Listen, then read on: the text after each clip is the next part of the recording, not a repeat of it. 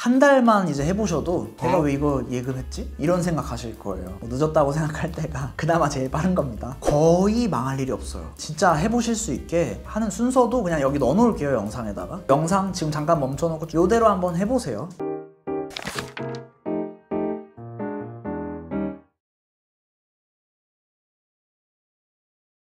안녕하세요, 머니아입니다. 예금 이자 보시면 답답하시죠? 근데 이제 예금 이자 보고 투자가 무섭다 이런 분들이 많으실 거예요. 제가 영상에서 얘기했지만 사실 투자 위험 등급이라는 것도 있고, 여기는 엄청 안전하고 여기는 위험하다 하면은 중간 정도도 있고, 또 중간보다 덜 위험한 것도 있고, 예금에 좀 더 가까운 쪽도 있고. 그러니까 오늘 얘기 드릴 상품들이 저위험 상품들이라고 제가 얘기 드리는 거고, 그 상품들을 좀 알아두시면은 여러분이 복잡한 조건들을 갖추고 예금 특판 같은 것들을 막 찾고 이러시는 것보다는 아마 대부분 나으실 거예요. 숫자로 뭐 딱 꼬집어서 말씀드리기 좀 그렇지만 한 99.9%는 나을 겁니다. 그래서 제가 유튜브 영상들 막 몇백 개씩 올린 거 보면은 한 절반 정도는 저위험 상품들에 대한 얘기예요. 왜 그러냐면 저희 어머니나 제 동생 같으면 제가 옆에 이렇게 앉혀두고, 동생 시리즈도 있잖아요, 그렇게 앉혀두고 이렇게 해라 저렇게 해라 이제 얘기를 할 텐데, 근데 여러분은 카메라를 통해서 저를 보시니까 아무래도 그러긴 좀 어렵잖아요. 그래서 대신에 어떤 걸 할까,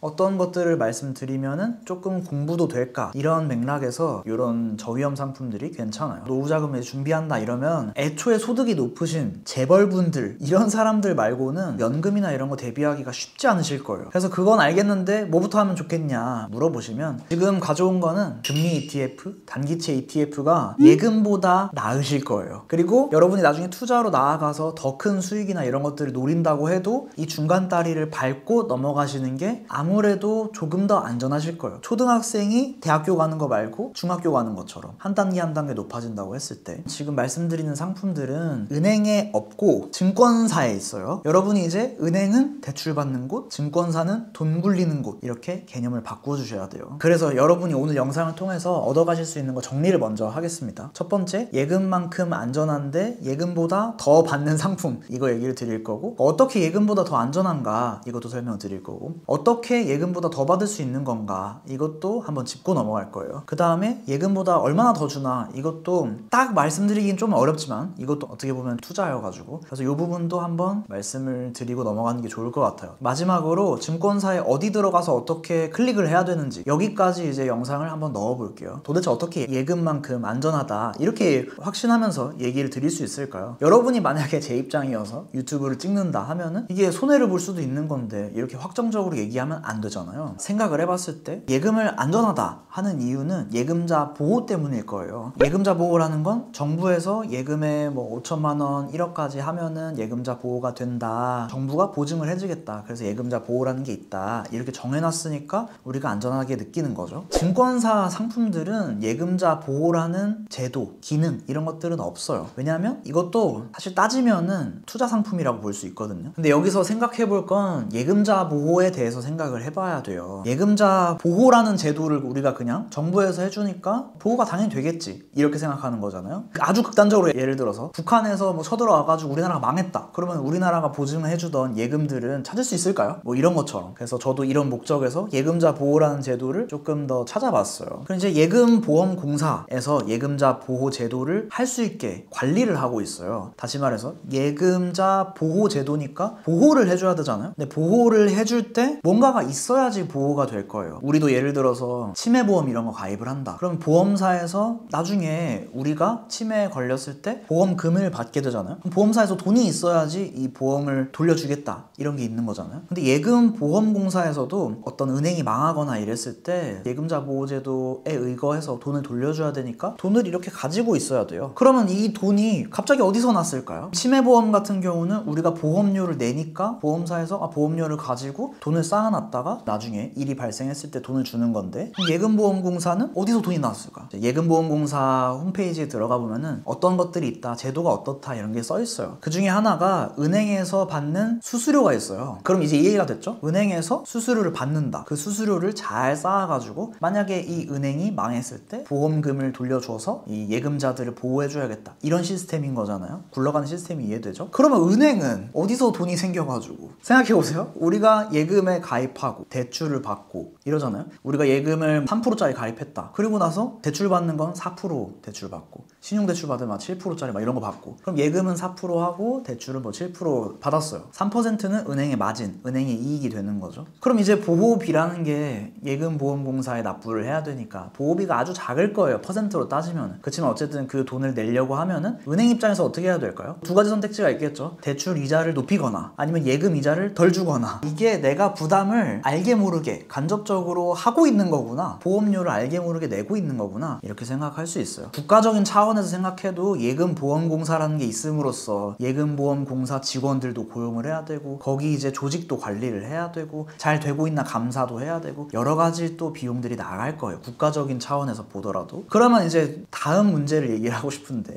예금보험공사에 이렇게 받은 수수료, 보호비 이런 게 이제 쌓이고 있잖아요. 그럼 돈을 가만히 냅두면 우리 재테크 유튜브 보시는 분들이 잘 알다시피 물가가 오르고 하면서 이 돈의 값어치가 점점 떨어져요. 뭐 예를 들어서 우리가 30년 전에 새우깡 가격은 뭐 500원이었는데 지금은 1,000원이다, 2,000원이다 이렇게 된 것처럼 예금보험공사도 지금 한 1조 원 있으면은 작은 은행 망했을 때 다 돌려줄 수 있다 했는데 나중에 한 10년, 20년 지나고 나니까 이 1조 원으로는 택도 없다 이렇게 될 수 있잖아요. 그럼 어떻게 해야 될까요? 예금보험공사에서. 예금보험공사에서도 마찬가지로 돈을 안정적으로 잘 굴려둬야지 값어치가 떨어지지 않고 물가 상승률을 대비할 수 있고 나중에 10년 뒤, 20년 뒤에 어떤 은행이 망했을 때 예금자들을 보호해줘야 됐을 때 잘 보호를 해줄 수 있는 거죠. 만약에 내가 보험금이 없다 이러면 이제 난리 나는 거죠. 예금보험공사가 돈을 어떻게 굴리고 있는지도 우리가 볼 수 있어요. 예금보험공사 사이트에 가면은 채권에 투자하는 비중이 72.3%예요. 예치금 21% 정도가 되고 있고 연기금처럼 투자하는 게 한 6%가 조금 안 되게 투자를 하고 있대요. 이상하죠? 그 다음에도 또 볼 수 있는 게 2022년, 23년, 24년 들어서 보면서 채권의 수익률이 22년도에는 0.5% 이렇게 적다가 23년도에는 4.9%, 24년도 작년에는 4.45%로 수익률도 꽤 괜찮아졌죠. 이런 데다가 이제 예금보험공사가 채권에 많이 투자를 하고 있는 거죠. 나쁘지 않았잖아요. 여러분이 생각했을 때 작년에 4%짜리 예금 가입하려고 했으면 24년도에 하려고 했으면 있었을까요? 제가 이제 작년부터 매월 리뷰를 했을 때 아마 4.45%짜리 예금 특판 이런 거 가입하려고 그러면은 진짜 뭐 지방에 있는 작은 은행들 찾아가거나 이랬어야 될 거예요. 그리고 이제 작은 은행에다 이제 돈 맡겼다가 망하니 안 망하니 이런 얘기도 막 시달려야 되고 무슨 합병을 하니 마니 돈 돌려달라고 문자가 오고 전화가 왔니 막 이런 얘기 한단 말이에요. 그러면 여러분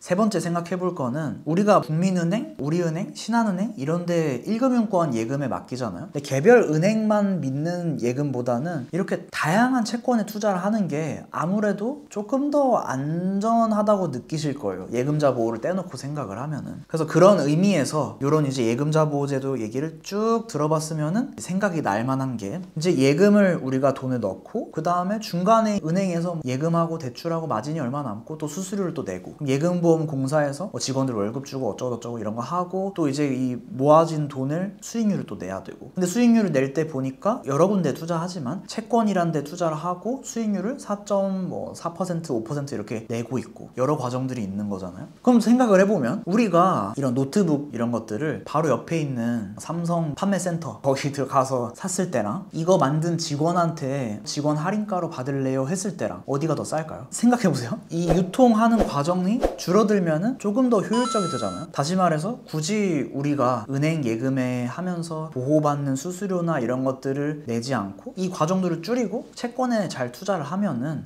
예금보험공사가 우리 돈을 안전하게 굴리고 나중에 이제 시간이 지나서 어느 정도 돌려줄 수 있겠다 그런 수준으로 굴리는 정도를 먼저 하면은 예금 다음 탈출이 쉽지 않을까요? 이런 의미를 정리해 볼 수 있어요. 그럼 이런 의미에서 딱 다음 단계는 뭐냐? 그러면 이제 채권 뭐 72% 써있는데 여기는 우리가 투자하려고 그러면 어떻게 해야 되냐? 예금보험공사는 큰 돈을 굴리고 있기 때문에 우리랑 좀 다를 거예요. 그렇지만 우리가 만약에 한다고 하면은 이런 상품들이 있어요. 금리 ETF, 단기채권 ETF 지금 그냥 예시로 가져온 겁니다. 이거 뭐 추천한다 이게 아니라 코덱스 CD금리 액티브 뭐 합성 이렇게 써있는데 이 상품들을 보면은 그 안에 들은 채권이 76% 정도 들어있죠. 나머지는 이제 유동성이라고 돼 있는데 거의 뭐 현금에 가까운 통장에 좀 넣어놨다 CMA 통장 넣어놓은 이런 느낌으로 돈이 굴러가고 있어요. 그리고 또 라이즈 CD 금리 액티브 비슷하죠. 이것도 채권에 99.9% 들어가 있고 또 타이거 KOFR 금리 액티브 이것도 98.8% 들어가 있고요. 플러스 단기채권 액티브 채권 거의 80%죠. 에이스 단기채권 알파 액티브 이거는 채권이랑 유동성이랑 예금이랑 다 합쳐서 한 90%가 넘어요. 그러니까 거의 현금이랑 단기 채권이랑 이제 좀 섞여 있고 펀드에 한 5% 정도 이제 들어가 있고, 이거 펀드도 아마 찾아보면은 무슨 코인 펀드, 주식 펀드 이런 게 아니라 조금 안정적인 펀드일 거야. 그 다음에 코덱스 단기 채권 플러스 이 상품도 99.2% 채권으로 돼 있고, 이렇게 그냥 아무거나 6개 가져왔는데 이 상품들을 보니까 예금보험공사에서 채권 투자해가지고 수익률을 내는 방식이랑 거의 유사하죠. 그럼 여기서 조금 더 생각을 해볼게요. 이런 상품들이 이름을 보니까 금리 이런 거랑 비슷하게 되거나 단기 채권에 투자하는 거다, 이건 알겠는데 조금 복잡하잖아요. 조금 더 설명을 드려볼게요. 이제 금리 ETF랑 단기 채권 ETF랑 비슷한데 달라요. 뭐 예를 들어서 금리 ETF는 이름 그대로 금리의 움직임에 따라서 수익률이 정해져요. 우리가 뉴스를 보면은 한국은행에서 기준금리 어떻게 됐다, 내렸다, 올렸다 이런 게 있잖아요. 그 한국은행에서 기준금리라는 걸 딱 정하면은 그거에 바로 영향을 받는 금리들이 있어요. 단기적으로 빠르게 영향을 받는 금리들. 그게 이제 CD금리, KOFR 금리, 이런 금리 지표가 가장 먼저 영향을 받아요. 그 다음에 은행 예금의 금리가 어떻다, 대출 금리가 어떻다, 이런 것들이 순차적으로 영향을 받아요. 비유를 들자면은 제가 여기서 소리를 내고 있잖아요. 그러면은 바로 이 마이크가 들을 거고, 그 다음 노트북이 들을 거고, 카메라가 들을 거고, 그런 것처럼 기준금리라는 게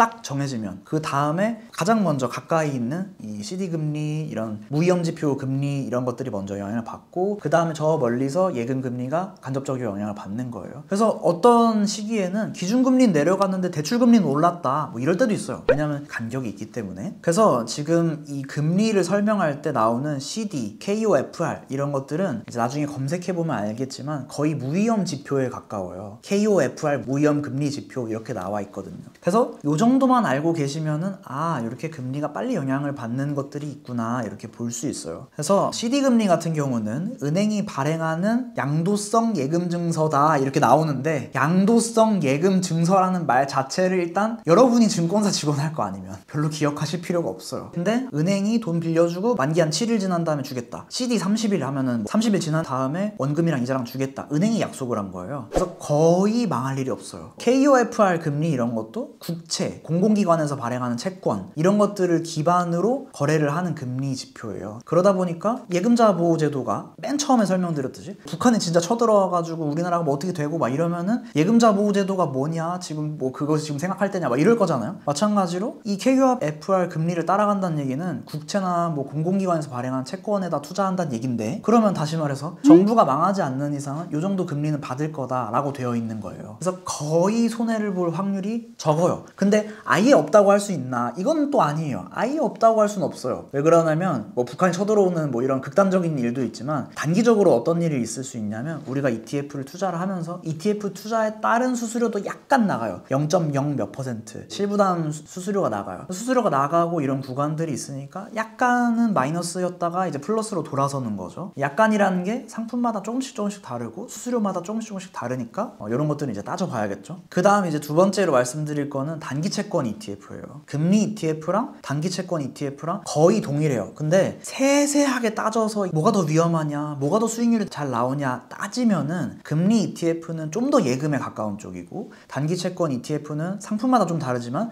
금리 ETF보다는 조금 더 위험해요. 아주 미세하게 위험하고 또 그만큼 미세하게 수익률을 더 줘요. 이런 차이가 아주 미세하게 있습니다. 비유를 들자면은 수능 점수가 언수에 합쳐가지고 300점인데 어떤 친구는 297점이고 어떤 친구는 296점이다. 그래서 둘이 이제 순서가 나뉘긴 나뉘는데 거의 차이가 없다. 다음 시험에서는 엎치락뒤치락 할 수도 있다. 이제 단기 채권 ETF 같은 경우는 정부가 발행한 국채, 통한채 이런 것들에 투자하고, 수익률을 조금 더 노리는 상품들은 회사채에 투자하기도 해요. 예를 들어서 대한항공 회사채, SK 무슨 회사채 이런 것들 우리가 딱 들었을 때 알만한 우량한 기업들 회사채에 투자를 해서 수익률을 조금 더 노리는 경우가 있어요. 근데 여기서는 이런 회사채들은 사실 실질적으로 투자를 하다 보면은 큰 차이가 없구나 아실 거예요. 수익률적으로나 뭐 수수료적으로나. 근데 여기서 조금 더 공부를 하시라고 말씀드리고 싶은 건, 단기 채권에서 더 중요한 건 단기라는 말이에요. 단기, 중기, 장기, 뭐 초장기 막 이렇게 있거든요. 단기라는 건 만기가 짧다는 얘기예요. 우리가 이제 안전하다, 위험하다 얘기한 개념에서 안전하다는 건 일반적으로 우리는 손실이 없다고 생각을 하지만 증권이나 이런 투자에서는 변동폭이 적다는 거예요. 마이너스 50%, 마이너스 80% 된다. 주식은 그럴 수 있다. 이건 위험한 거. 근데 마이너스 5%, 마이너스 3%로 방어할 수 있다. 비교적 안정적인 거. 이렇게 표현을 해요. 대신에 마이너스 3%, 마이너스 5%지만 플러스 되는 것도 플러스 3%, 플러스 5%인 거예요. 대신에 주식은 마이너스 50%, 마이너스 80% 될 수 있지만 2배 오르기도 하고 10배 오르기도 하고 이런 거죠. 그래서 이 단기 채권에서 만기가 짧다, 단기다 하는 것들은 만기가 짧으니까 금리 변동폭이 적어지고 우리가 이제 확정적으로 가져갈 수 있는 이런 것들이 이제 좀 더 확실해진다는 뜻이에요. 이게 무슨 뜻이냐면 제가 여기 앞에 있는 PD님한테 하루 만에 돈 빌려줬다가 하루 만에 받는다 하면은 사실 PD님이 하루 동안 어디 도망가봤자 얼마나 도망가겠어요. 근데 그게 아니라 30년 뒤에 갚겠다 하면은 변동폭이 커지잖아요. 이 사람이 어떻게 될지도 모르고 사업이 어떻게 될지도 모르고 이런 것처럼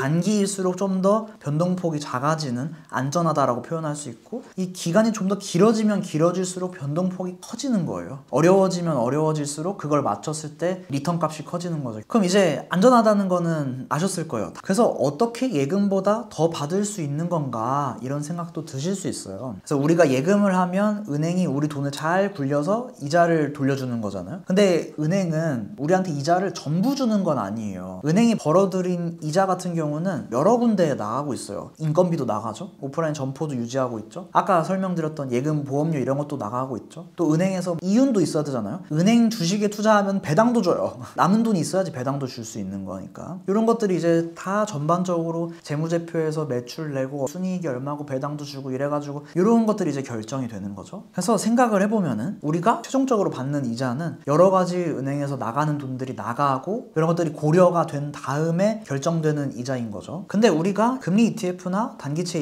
ETF에 접근을 한다는 건 이 중간 단계나 나가는 비용들이나 이런 것들을 좀 최소화할 수 있다 이렇게 볼 수 있는 거예요. 그 다음에 조금 더 생각을 해보면 ETF 같은 경우는 변동폭이 이렇게 있어요. 우리도 예금을 가입할 때 가입하고 1년 뒤면은 예금 원금이랑 이자랑 받는다 이게 있잖아요. 근데 이런 경우가 있어요. 내가 3%짜리 가입을 했는데 저기 옆에서 갑자기 특판해가지고 4%짜리가 나왔다. 이러면 이제 해지를 한다거나 해지 안 되는 조건이면 해지가 또 안 되니까 실질적으로 매우 아쉬운 상황이 될 거예요. 저도 예전에 은행 근무했을 때 근무하고 있으면은 우리 지점에서 막 3%짜리 가입하고 간 다음에 저기 옆에서 뭐 특판한다 이러니까 우리 거 해지하고 저기 가서 가입하시고 이런 경우도 있어요. 근데 ETF 같은 경우는 채권 상품들을 하나만 투자하는 게 아니고 은행 예금처럼 여기 가입하면은 만기까지 기다리는 게 아니고 요 상품들 예금으로 치면은 예금 1, 예금 2, 예금 3 해가지고 수십 개의 상품들이 쭉 이 ETF라는 주머니 안에 들어가 있는 거예요. 그래서 어떤 애는 만기가 되면은 원금이랑 이자를 요 주머니에 남기고 나가는 거고 새로운 거를 또 가입을 하는 거고 이렇게 이제 쭉 연결이 되고 있는 거예요. 아주 많은 상품들이 들어가 있는 거예요. 다시 말해서 내가 이제 이 ETF 상품에 투자한다. 단기 채권이든 금리 ETF든 투자한다 하면은 예금 하나 투자해가지고 금리가 계속 오르고 있는데 요거를 못 따라간다. 이게 아니라 여러 가지 상품들이 계속 가입되고 만기되고 반복이 되고 있어가지고 이제 금리가 올라가고 시장 금리가 올라가면 그거 따라서 내 수익률도 괜찮아지는 거예요. 다른 예금 상품 찾고 다른 채권 찾고 이럴 필요가 없이 이런 장점이 있어요. 그럼 이제는 이 ETF가 예금보다 얼마나 더 주는지 그냥 직관적으로 먼저 설명을 드릴게요. 금리 ETF 한 6가지 상품들 이렇게 내림차순 해놨고 단기 채권 ETF도 7가지 상품들을 조사를 해놨어요. 이거 말고도 이거랑 유사한 상품들이 또 있어요. 근데 이제 일반적으로 접근하기 용이한 상품들로 가져왔어요. 너무 작거나 출시한 지 너무 얼마 안 됐거나 이런 상품들은 수수료가 더 부과된다거나 단점이 있을 수 있어가지고 대중적인 상품만 가져왔어요. 기준일자가 있어요. 기준일자가 있다는 얘기는 다시 말해서 일자가 지나고 나면은 이게 변동될 수 있어요. 수수료도 변동될 수 있습니다. 은행 이자가 달라지는 것처럼 수수료도 변동될 수 있고 또 이 수익률도 우리가 예금 가입을 하면은 딱 1년 뒤에 3% 받겠다 이게 딱 정해져 있는데 이 상품들은 설명드린 것처럼 여러 상품들이 계속 이제 만기가 되고 새로 가입하고 반복이 되고 있는 상품이기 때문에 만기라는 게 없어요. 그냥 내가 원할 때 그냥 매도를 하면 돼요. 그렇다 보니까 1년 수익률을 재보면은 24년 10월 27일부터 25년 10월 27일까지 1년 투자를 했다 하면은 뭐 한 4% 정도 수익을 받는데 한 2달 지나고 나서 24년 12월에 가입하고 25년 12월에 다시 수익률을 보니까 3.5%로 떨어졌네 이럴 수도 있어요. 왜냐면 이제 기준 기준금리가 내려오고 전반적인 시장의 금리들이 내려왔으니까. 그래서 금리 ETF 중에서는 타이거 CD 1년 금리 액티브 상품이 1년 수익률로 한 2.89% 정도 기록을 했고, 단기채권 ETF 중에서는 플러스 단기채권 액티브가 3.41% 정도를 기록을 했어요. 설명드렸듯이 단기채권이 약간 더 높죠. 여기서 이제 주의하셔야 될 거는 과거 1년 수익률이 미래의 1년 수익률을 보장하진 않는다. 이건 알고 계셔야 돼요. 왜냐하면 우리도 예금에 가입을 했을 때 예금 가입하고 나서 시간이 지나고 나면은 옆에 있는 예금이 올라가기도 하고 내려가기도 하고 이런 부분이 있으니까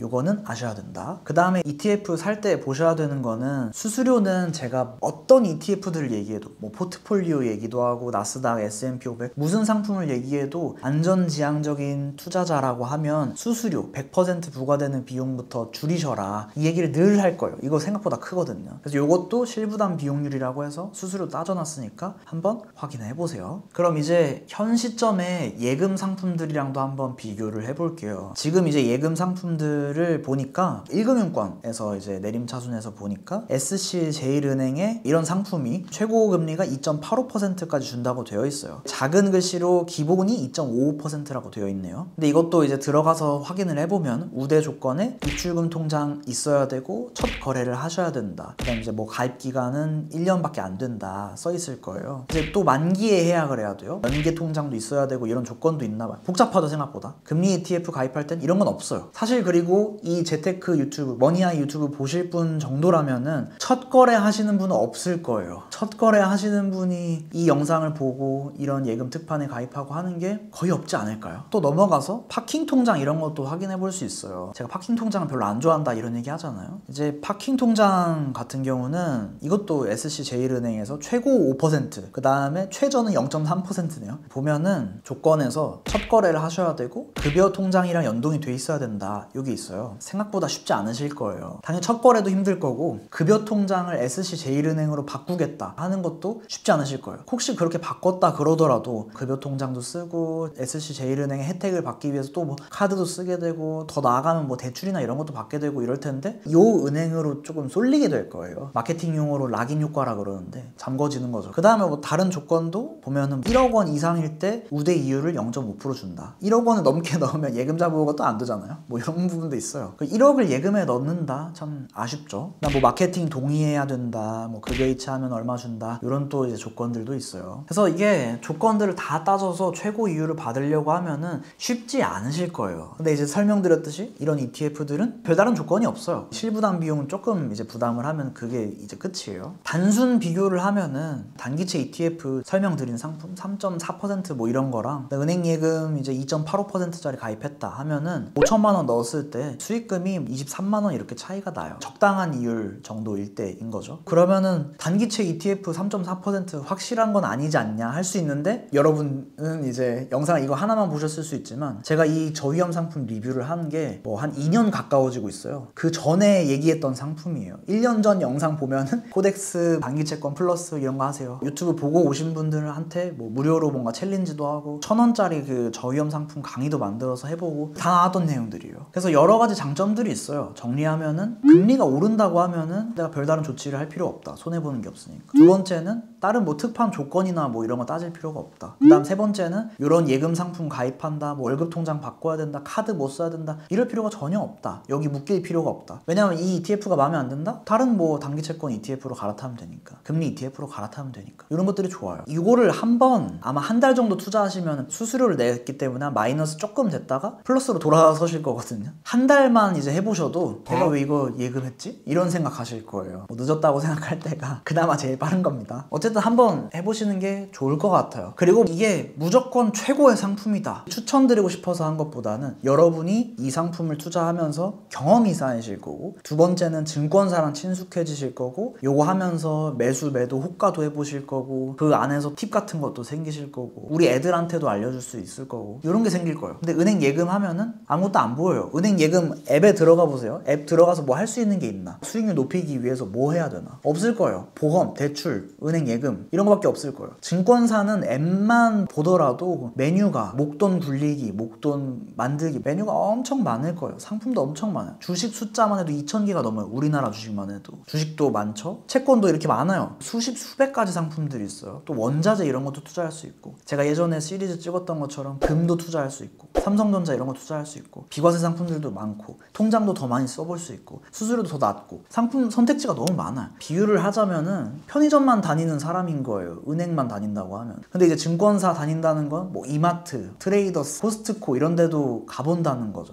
좀 더 싸게 더 효율적으로 구매할 수 있으니까. 여기까지 하면은 정리가 거의 되셨을 거예요. 이 영상 보면은 요 정도면은 왜 해야 되고, 어떤 상품이 이제 수수료가 현 시점에서 어떻고, 또 주의해야 될 건 뭐고, 다 정리가 되실 겁니다. 근데 이제 마지막으로 여러분들이 이제 진짜 해보실 수 있게 하는 순서도 그냥 여기 넣어놓을게요. 영상에다가 PD님이 미래에셋을 쓴다고 하셔가지고 미래에셋으로 보여줄 텐데, 사실 증권사 앱들은 다 거기에요. 다 비슷해요. 생긴 게. 영상 지금 잠깐 멈춰놓고 쭉 이제 플레이 해드릴 테니까 요대로 한번 해보세요.